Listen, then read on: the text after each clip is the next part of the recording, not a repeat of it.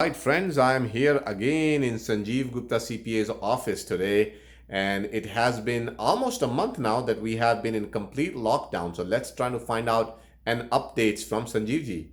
So Sanjeev ji, what have you seen out there? I mean, obviously you have a lot of business clients. What is happening in the market right now? What issues you have seen? What solutions you have seen? How are people and businesses coping with this pandemic? So if you can kind of update us as to what you have seen. So first of all, I want everyone who's watching this video, they are all are safe, and keep washing your hands, keep maintaining social distancing. We are all together in it, and we will defeat this enemy, whatever this virtual enemy or beast, what you call it. So again, my thing is we are all in together.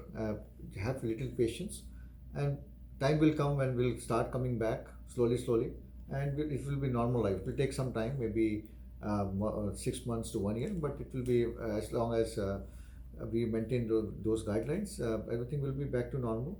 So that's my wish, and I hope everybody is also wishing the same. Coming to the financial scenario, definitely PPP loans, Paycheck Protection Plan, was one of the things looked after by the small business. They wanted to get this money, $349 billion, very badly. What happened is it started on April 3rd. Within 10 days period, SBA was out of money. Reason was we went through the report of SBA, and we found out that a lot of small banks gave loans to protect their clients who has big line of credit, and so they got a big chunk of those money, and the people who really need those money, like restaurants, the travel industry, the hotel industry, they were left behind. We have went through a lot of news. Like one company had about 20 million got the PPP loans. One got 10 million. One of them returning back this money. But unfortunately, that's what happened. There was little misuse of those funds. When I say misuse, there was no proper allocation of those funds. There was no criteria to see whether that business was actually a really need business. Like, for example, they could have met a criteria like receipt based, your sales should be less by 50%, or some other criteria, or they should be having like they have to maintain this kind of people on payroll, some kind of documentation, some kind of things. They relied more on self certification, so people did misuse all those things, and they did not have any kind of oversight on the loan amount. So and that was the reason why this money went out very fast. But I'm getting my clients are getting my money are getting money from the PP loans. uh, uh, so second round is coming up soon with PPP loans. About 300 billion dollars is coming up. I think Senate is going to vote soon, today or tomorrow, and Congress is going to take it on Thursday. So hopefully that will be funded uh, into the for SBA, into the PP plan, and now business owners will get those money. The people, I hope this time, who really need those money, the restaurant, the hotel industries, the travel industries, all those really people who are badly impacted will get those loans, and they can start their payroll. They can keep their employees, their business alive. Next 1 month, 2 month, we'll see some opening up in the economy. There are three phases, 3 or 4 phases. Phase one can be 5 or less people, and social distancing and all other restrictions. Then we'll see those numbers, and then we'll see phase two, phase three, and phase four. So it will take some time for opening up for those things. Now, when we look at PPP loans, we have to really make sure that we are really looking for those loans in a proper manner. We should have proper documentation, like for 941 for last quarter, for last 4 quarters of 2019, and our 940 and the first quarter of 941 for 2020. Based on those numbers, you should apply for the loan, and you should also maintain the number of employees uh, for those 8 weeks after you get those loans. So there's a restriction on the number, on the usage of the loans. You can use that loan only for payroll cost. 75% of the loan should be used for payroll cost. 25% of non-payroll cost, which is like rent, mortgage, interest payments, and utilities, provided those are they are existing on as on February 15, 2020. So you have to make sure that we use this loan in a proper manner. Misuse of loans are not allowed.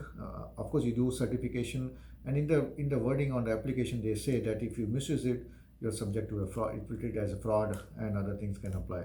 So be careful on the PPP loan. Once you get that loan, uh, you have to follow those guidelines properly. If you don't have the usage of those loans, then you can think about giving up back those loans. So it has to be used wisely. There are need for documentation for loan forgiveness. You have to prove it to the lender. Lender will take their decision in 60 days from the time you submit those documents. The time period is 8 weeks till June 30th, 2020.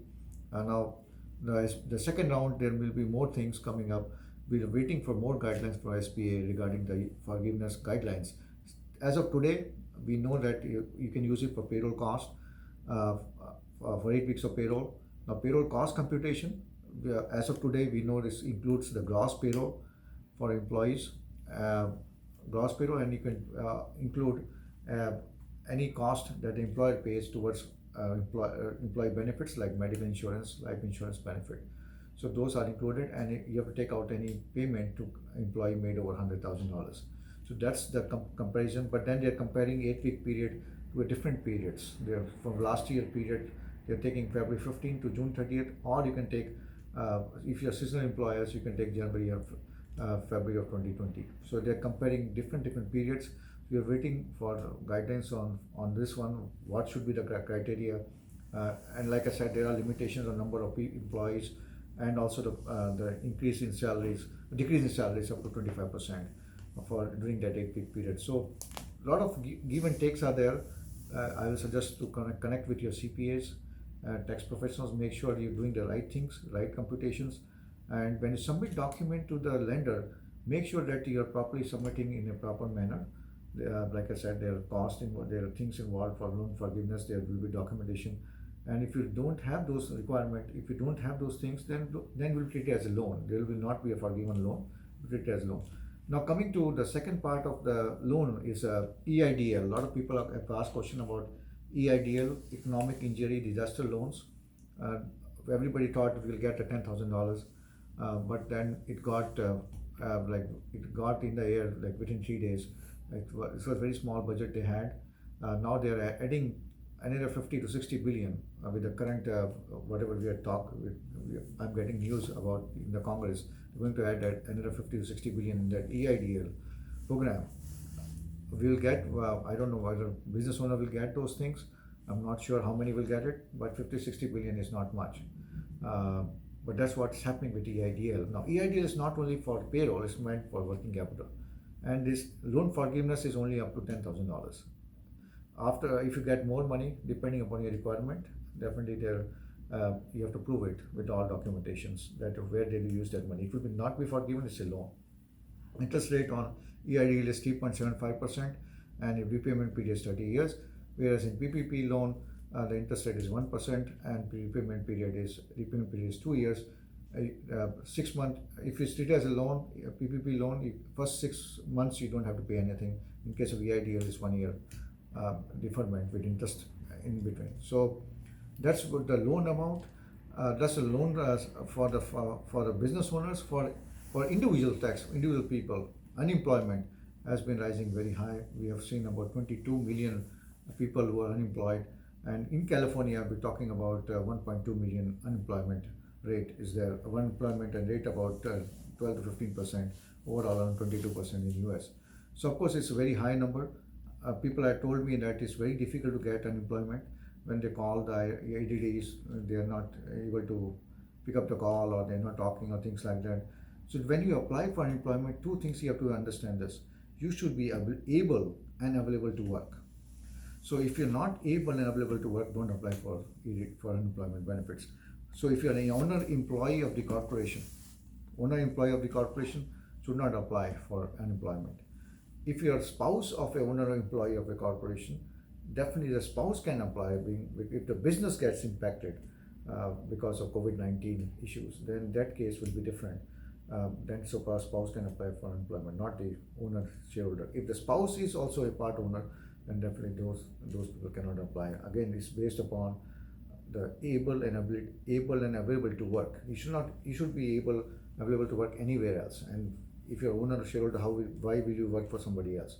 So that's a certification you have to do every week when you get unemployment benefits. Now, unemployment is again, everybody is going to get at least 40 to 45% of the payroll, roughly about $450 per week from EDD. On top of it, federal is giving $600 pandemic employment assistance, unemployment assistance. Now, a lot of people have told me that they have not seen those checks. Of course, this federal, like we said, it's not very clear. Guidelines are not coming in. Like in case of PPP loans, the guidelines were not clear. In case of again with pandemic unemployment assistance, the guidelines is not yet clear. The EDD is not able to implement those guidelines. They're still waiting for instructions from federal about $600, which they promised that everybody will get unemployment of $600 for federal for at least 4 months continuous. So people have not seen those checks as yet. Hopefully, it will be coming soon. We are waiting for instructions for unemployment. Relating to for taxes, coming update on taxes. A lot of things are there for tax filings. There's a deferment of employer payroll taxes. There's employee payroll tax retention credit. There's a net operating losses for business owners. There's a lot of benefits for business owners relating to qualified improvements. So it's not only the end of just loans, it's also the tax are favorable for business owners for this year. And the important thing is retirement. You can take money out from retirement up to $100,000, which again we are waiting for guidelines. Again, it has to be for COVID-19 reasons. One of the reasons said, and that for those withdrawals relates to hardship withdrawals for business owners. We're still waiting for those guidelines on those things. As things come up, we'll let everyone know about what are the conditions they have put in when you take the retirement money out and put it like for hardship purposes or roll it over to Roth IRA. Good strategy, but we have to still wait for all these guidelines from IRS or from the government. That's what the update is from my side.